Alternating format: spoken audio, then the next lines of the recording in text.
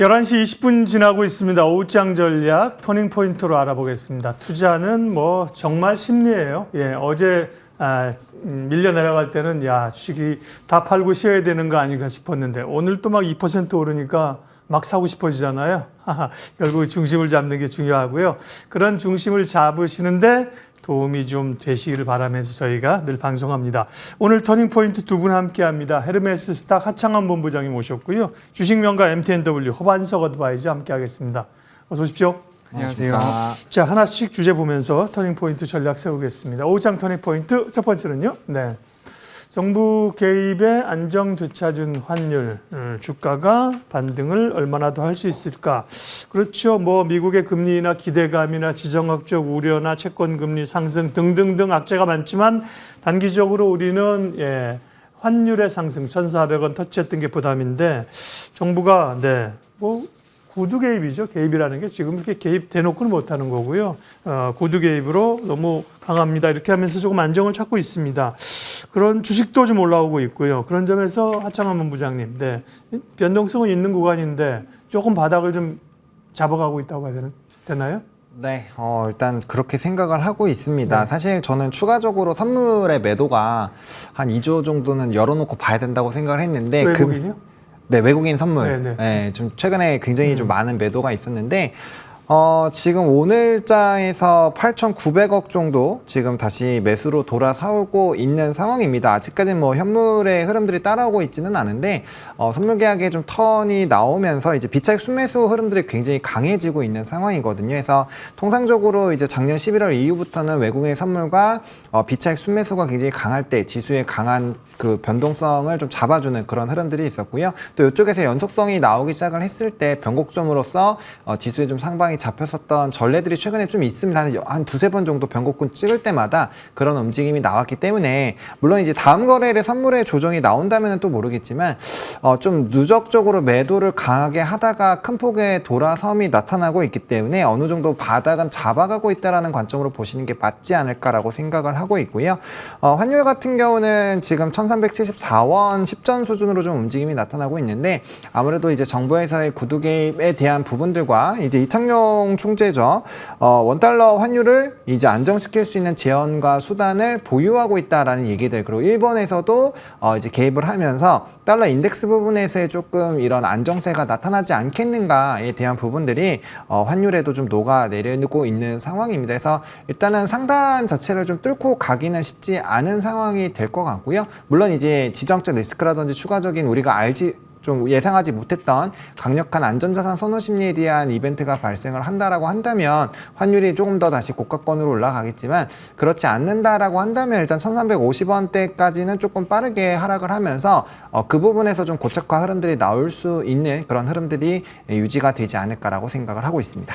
허반석 위원님께도 이어서 여쭤볼게요. 그래서 환율 불안도 사실은 외국인들의 매도를 자극하지 않을까, 이게 이제 걱정인 거잖아요. 그래서 뭐 일부에서는 또 뭐 엑소더스 이런 단어까지 쓰던데 오늘 나오는 흐름들 체크 좀 해주십시오. 네, 어제까지만 하더라도 외국인들의 선물 매도가 지속되고 있는 흐름들이 나타났습니다. 어제 종가 기준으로 5조 300억 원가량의 외국인들의 선물 누적 매도가 나왔습니다. 그러면서 원달러 환율 같은 경우에는 앞서 말씀하신 대로 구두 개입, 그리고 한국은행 총재와 IMF 총재의 대담 속에서 원달러 환율을 안정시킬 만한 재원과 수단을 보유하고 있다라는 이창용 총재의 발언 등이 있었습니다. 그리고 한미일 공동대응에 대한 공동선언문까지도 나타나면서 원달러 환율이 1,400원을 찍은 이후로부터 1,380원 하회하는 흐름들까지 지금 지속적으로 나타나고 있기 때문에 환율의 진정이 앞서서 나타났습니다. 거기다가 더해서 외국인들의 누적 선물 매수가 과매수권입니다라는 이야기를 거의 3주 내내 드려왔는데요. 지난해 11월부터 12월까지 외국인들의 선물 누적 매수가 8조 4,700억 원. 그리고 우리 시장 올해 1월 23일부터 4월 2일까지 외국인들의 선물 누적 매수가 8조 5,400억 원. 이 두 사이에 공통점이 있습니다라는 이야기를 지속적으로 드려왔고요. 외국인들의 선물 과매수권에서 우리가 조심해야 하는데 1월 달 외인 선물 과매수권에다가 플러스 나타났던 현상 중에 하나는 금리 인하 기대감이 후퇴했다라는 거죠. 그리고 지금 4월 달에도 마찬가지로 외국인들의 선물 과매수권에서 하필이면 금리 인하 기대감이 연내 3회에서 2회 또는 1회로 금리 인하 개시 시점이 6월 달에서 9월 달로 후퇴해 나가고 있는 상황이고 전일 뱅크 오브 아메리카에서는 이런 이야기를 했습니다. 25년 3월까지 금리 인하가 어려울 수도 있다. 6월 또는 9월 달 금리 인하를 하더라도 거기에 대해서 정말 어려울 수도 있다라는 이야기가 나오면서 금리 인하 기대감들이 후퇴하는 모습들이 1월과 4월 공통적으로 나오고 있으면서 우리 시장과 글로벌 증시의 기간 조정이 아닌 가격 조정의 형태로 내려왔다라는 거죠. 동일한 현상이 나타났고 동일한 여건이 나타났기 때문에 조정에 대해서 미리 경고를 좀 말씀을 드렸고요. 미니멈으로 5조, 최대 8조 원까지 외국인들의 누적 매도가 나올 때는 이어질 수 있습니다. 어제 딱 5조 원을 찍고 오늘 시장에서 봤을 때 8천억 원 이상의 선물 매수가 지금 들어오는 것으로 보여지고요. 어제는 장중 ASML의 실적 발표에 대한 영향이 우리 증시에 조금 선 반영된 모습도 있고 옵션 만기일이기 때문에 외국인들의 수급 전환이 조금 더 발빠르게 나타나고 있는 모습입니다. 금리, 유가, 환율 여기에 대해서 매물 소화가 일정 부분 선물에서는 80% 이상 출회된 상황에서 금리, 유가, 환율이 조금 진정세를 보이자 빠르게 시장이 코스피 121선 목전에서 돌아서고 있더라. 그러면 이쯤 됐으면 그리고 오늘 시장에서 외국인들이 8천억 원가량의 강 선물 매수를 보이고 있다라고 한다면 바닥 확인에 있어서도 80% 이상의 진전이 나타나지 않았나 저는 이렇게 좀 평가를 하고 있습니다. 네, 변동성 있는 시장 흐름 체크하고 전략 세웠습니다. 터닝포인트 두 번째 섹터 이야기로 넘어가겠습니다. 두 번째는 그냥 반도체로 고정하죠. 뭐. 매일 반도체 얘기로 오늘도 반도체거든요. ASML로 무너진 충격받은 주가 TSMC 실적 나오면서 다시 반도체가 회복할 수 있을까 정말 관심 있는 거죠. 시장에 이게 무너지느냐 아니냐는 결국 주도주, 대장주, 대장 섹터 반도체이기 때문에요. 하창한 본부장님, TSMC 실적이 이제 오늘 나오는데요. 네, 이 반전의 계기가 될까요? 일단은 좀 TSMC 같은 경우는 실적에 대한 흐름들이 좀 긍정적으로 나오지 않을까라는 분석이 많은 상황이고 그다음에 1월, 2월, 3월 달의 데이터를 봤을 때 충분히 좀 긍정적으로 나올 것 같습니다. 근데 중요한 건 이제 아마 가이던스나 이런 흐름들이 가이던스가 더 중요하죠. 네, 지진에 대한 영향들 또 그 강도가 5짜리가 또 한 번 더 있었거든요. 그러니까 그런 부분들을 봤을 때 그 흐름이 어떻게 나오는지가 결국엔 좀 핵심이지 않을까라는 생각은 듭니다. 그래서 피해가 상당 부분 많이 있다라고 했을 때 그거를 시장이 어떻게 해석을 하느냐가 좀 상당히 중요할 것 같고요. 근데 그럼에도 불구하고 일단 실적에 대한 데이터가 우리가 좀 긍정적인 부분들을 확인하는 과정에서 있어서 충분히 우리나라 증시에서는 좀 좋게 반영을 하지 않을까라고 보고 있습니다. 왜 그러냐면은 수출 데이터를 좀 면밀하게 잘 살펴보실 필요가 있는데 과거에 이제 11월 달부터의 관세청 데이터를 살펴보시면 이제 11월 기점으로 이제 반도체에 대한 이런 수출 데이터가 흑자 전환으로 돌아섰고 그때부터 이제 지수가 바닥을 찍으면서 우상향 기조가 나타나고 있거든요. 여전히 4월 1일부터 4월 10일까지의 이제 데이터를 보셨을 때 상당히 좀 긍정적이고 이제 20일 날 오후 6시에 나오죠. 그때 이제 데이터들을 확인을 했을 때 반도체에 대한 이런 성장 기조들이 좀 유지가 된다라고 한다면 충분히 실적발 모멘텀들 우리가 끌고 가볼 수 있지 않을까라고 보여집니다. 그래서 우리나라 데이터가 상당히 잘 나와주고 있다라는 부분에서는 저는 일단 긍정적으로 보시는 게 맞을 것 같고요. 그 다음에 이제 그 데이터가 좋게 나온다라고 또 가정을 하면은 이제 4월 말에 있을 뭐 삼성전자나 하이닉스에 대한 또 이런 가이던스나 이런 발표에 대한 또 기대감들이 생길 수 있기 때문에 반도체 같은 경우는 지금 만약에 눌리는 과정에서 저는 분할 매수 관점으로 보시는 게 맞다라고 생각을 하고 있습니다. 그래서 좀 분할 매수 관점으로 충분히 좀 대응이 가능하다라고 보고 있는 상황이다라는 거 강조드리겠습니다. 그러니까 뭐 조정이 뭐 오늘까지 뭐 예를 들어 이어지더라도 이 조정이 지나고 나면 결국은 실적 얘기가 나올 거고요. SK 하이닉스가 25일 실적 발표지 않습니까? 네. 그렇죠? 실적 가이던스가 계속 올라가기 때문에 그런 걸 좀 반영할 걸로 기대를 했던 거지요. 네. 허반석 의원님, 다만 이제 어제 한 이틀 조정 받으면서 변동성도 컸어요. 그러니까 꽤 많이 밀린 것도 그죠. 이스페타시스 같은 거 제가 기억하기 한미반도체도 뭐 장중에 변동폭이 컸거든요. 오늘은 또 이제 소부장 쪽으로 굉장히 강력한 상승이 나오잖아요. 반도체 전략이.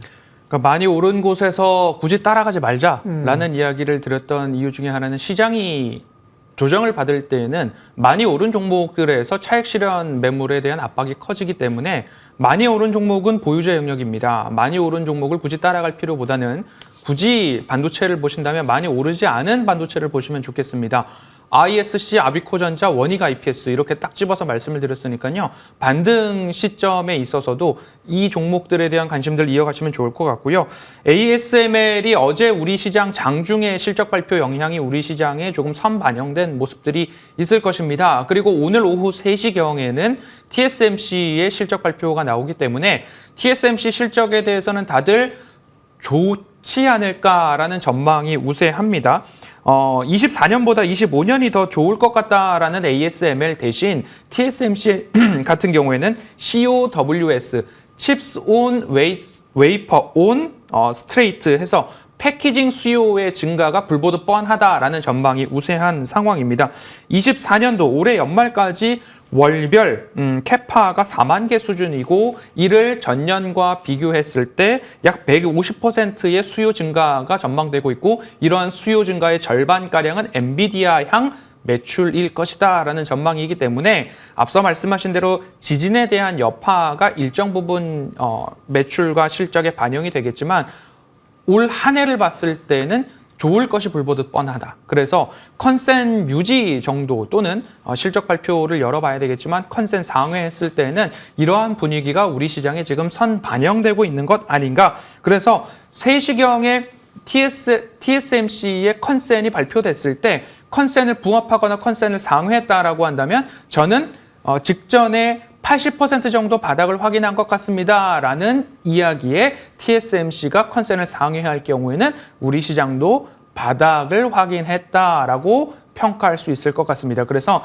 남은 20%의 변동성은 TSMC 실적에 대한 부분들 확인하고 난다면 우리 시장도 코스피 121선 언저리에서 바닥 확인이 되었다라고 마침표를 찍는 구간은 TSMC 실적을 확인하시면 좋겠습니다. 오늘 허반석 의원님 관심 종목이 혹시 반도체입니까? 그러면 넘어가고 반도체가 아니면 반도체 안에서의 종목 전략 좀 주시죠. 네, 반도체는 아닙니다. 아닙니까? 그러면 반도체 안에서의 그 순환적인 차원에서의 종목 앞서 말씀드렸듯이 전략. 네. 안전한 가격에 고가 영역에 있는 한미 반도체나 여러 종목들이 있을 겁니다. 근데 나의 가격 내가 안전하다라고 한다면 보유자 영역인 부분들 그대로 홀딩하시면 좋을 것 같고요. 네. 아직 내가 반도체가 없었는데 시장이 바닥을 찍었다. 그러면 나도 반도체에 올라타고 싶다라고 한다면 ISC, 아비코전자, 원익 IPS에 대한 긍정 전망을 유지하도록 하겠습니다. 좋습니다. 반도체 전략 들었고요.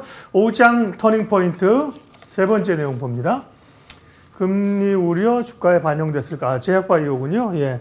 제약바이오는 이제 알테오제를 기준으로 하면 4월 1일부터 해서 주정을 받았고 비슷하잖아요. 제가 그 4월 학회 모멘텀 빠지면서 한 2주 조정을 이제 받고 올라오는 2주 3주 주정 받고 오는데요. 허반석 의원님, 제약바이오는 기회입니까? 아니면 아직은 반등으로 봐야 되나요?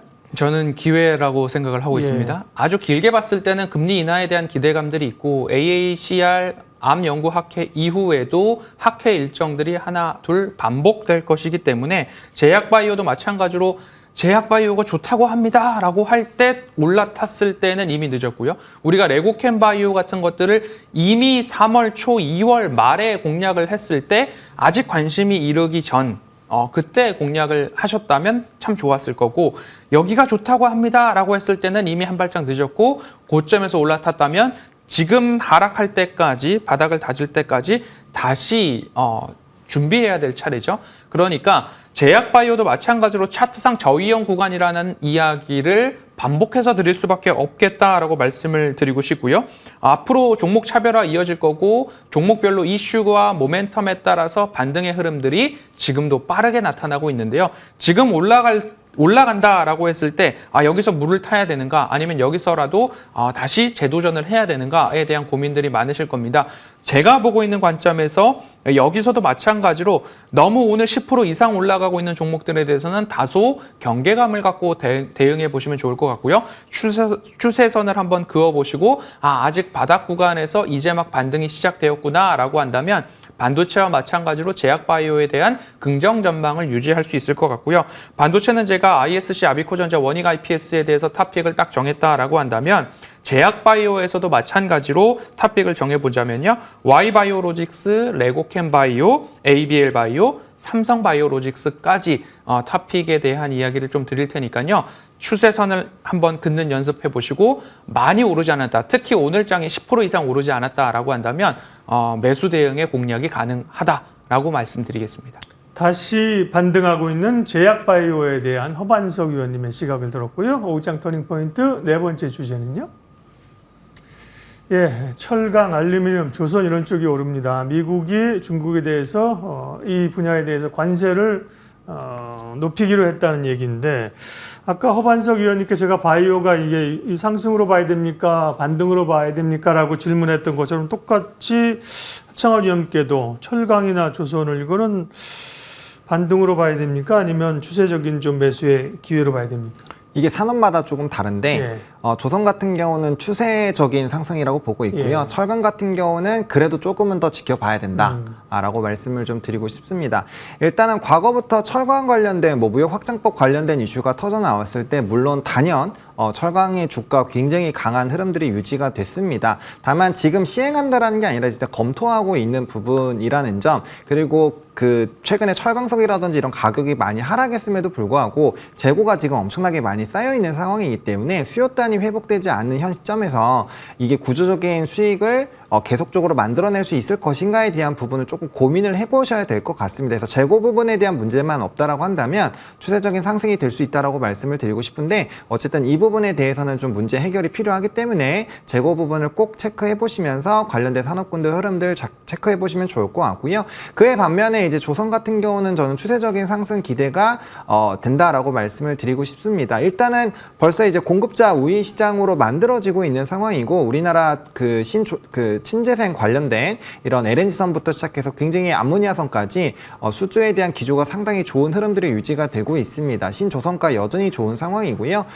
그리고 이제 모잠비크나 카타르 관련된 수주들 계속적으로 이어질 것이고 지금 수주에 대한 이런 슬롯 얘기가 2027년, 28년까지 얘기가 나오고 있습니다. 그만큼 향후에 대한 이런 수요 공급에 대한 부분들 굉장히 강해질 수밖에 없고요. 그 트리거를 만들어내는 게 국제해사기구라고 해서 IMO라는 기관에서 탄소 배출에 대한 부분들을 계속 압박을 하고 있기 때문에 앞으로도 이런 수요단은 계속 늘어날 수밖에 없는 구조다라고 보시면 좋을 것 같습니다. 물론 일부 인력이라든지 이런 부분들에서 부담이 되고는 있지만 이런 또 반사 수혜까지 좀 기대가 될 수 있다라는 점, 또 조선 쪽이 중국을 배제하면 우리나라가 굉장히 많은 또 이제 점유율이 확대가 될 것이기 때문에 그런 부분에서 봤을 때는 추세적인 상승도 충분히 기대가 될 만하다라고 정리드리겠습니다. 네. 시장에서 관심이 있는 궁금한 섹터에 대해서 두 분이 답변을 잘 해주셨고요. 터닝포인트 마지막 항목은요. 종목 이야기입니다. 오후장 공략해 볼 만한 종목인데요.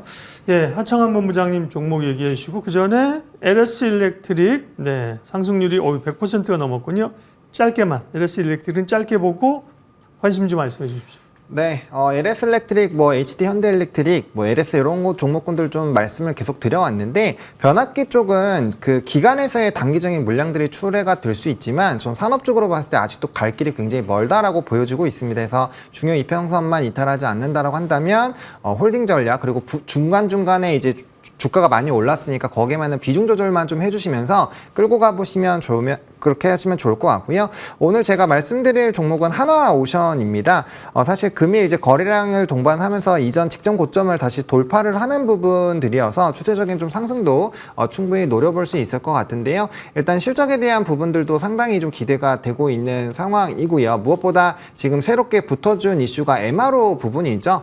그래서 관련된 부분들이 시장도 상당히 좀 크고요. 이게 또 이제 구조적으로 이 구독경제화식으로 계속적인 이런 수익성이 들어오기 때문에 사업 구조가 상당히 헤비테일 산업, 요즘엔 스탠다드로 좀 넘어가긴 했지만 후행적으로 장부가에 반영되는 부분들을 상당히 많이 메워줄 수가 있거든요. 그래서 그런 부분에서 상당히 좀 매력적일 수 있겠다라고 보시면 좋을 것 같고 일부 IPO 같은 이런 이벤트들도 있지만 앞서 말씀을 해드린 이 조선업에 대한 전반적인 기조 자체가 상당히 좀 긍정적이다라는 점 말씀을 드리겠습니다. 그래서 목표가 같은 경우는 일단 35,500원 정도를 좀 바라보고 나오고 있는데요. 해당 부분을 1차로 좀 보고 있고요. 2차로는 4만 원까지 좀 열어놓으시면 좋을 것 같고 손절 라인만 좀 잘 지켜주시면 될 것 같습니다. 25,500원으로 말씀을 드릴 건데 이게 이제 구조적인 상승이 기대는 되지만 조선업 자체가 사이클이 기니까 만약에 눌림 현상이 나왔을 땐 비중 조절 좀 잘 해주셔야 되거든요. 그래서 이 부분 이탈했을 때 비중 조절 해주시고 다시 뚫어줄 때 다시 재매수 해주시는 그런 방향으로 비중 조절만 좀 해주신다면 예. 충분히 좋을 것 같습니다. 앞 코너에서 하이투자증권 이화진 과장도 조선주 좋게 보고 아까 언급을 하시더라고요. 하나오션. 그래서 제가 본부장님께 종목 안 바꿔요? 그랬더니 안 바꾸십니다. 하나오션 관심 주고요. 예, 허반석 의원님 롯데관광개발 지난번에 말씀하셨었죠. 잠깐 봐주시고 오늘 관심주 이어가겠습니다. 네, 롯데관광개발을 제가 입버릇처럼 말씀드리는 차트상 저위험 구간이기 때문에 말씀을 드렸고 외국인 관광객들 제주도에 입도객들이 증가하고 있더라. 코로나 팬데믹 이전 수준까지 회복을 하고 있더라라는 이야기 드렸습니다. 차트적으로 보더라도 코로나 팬데믹 시절의 추세 저점까지 내려와 있는 상황에서 이제 반등이 나오고 있는 상황이니까요. 이렇게 길게 봤을 때는 추세 저점에 대한 지지가 나타나고 있더라. 그리고 짧게 본다면 지금 바닥 구간에서의 반등이 이제 막 시작되고 있는 상황이더라. 그렇게 보시고 1차 목표가로 13,000원 먼저 말씀을 드렸으니까요. 5월 1일 노동절 관련해서 중국인 관광객들 더 늘어날 전망입니다. 카지노, 호텔 쪽들 보시는 게 좋겠다라는 관점 유지하도록 하고요. 오늘 말씀드릴 종목은 오파스넷입니다. 먼저는 이제 정치 테마주 관련해가지고 이야기들이 많이 있었습니다. 그런데 그 모습들이 이제 다 어느 정도 끝나지 않았나 싶고요. 실적주로서 다시 보시면 좋을 것 같고요. 네트워크 설계, 구축, 유지 보수 관련된 쪽에서의 수주와 실적 외양 확대에 대한 부분들 나타날 수 있겠다. 주요 매출처로 한국거래소, 국방부, 보건복지부, 삼성전자, SK텔레콤, KB국민카드, 쿠팡 등이 주요 고객사이기 때문에 이곳에서의 매출 확대 포인트 기대해 볼 만하다라고 실적 시즌에 대한 준비 말씀드리고 싶고요. 이제 추세 하단에서 반등입니다. 마찬가지로 차트상 저위험 구간이기 때문에 말씀드릴 수 있다라고 말씀드리고 싶고요. 그렇다라고 한다면 1차 목표가로서 이렇게만 반등 포인트 잡아본다 하더라도 10,000원에 대한 선은 기본적으로 우리가 도전해 볼 수 있겠다. 목표가 10,000원, 손절가 7,000원 제시해 드리고요.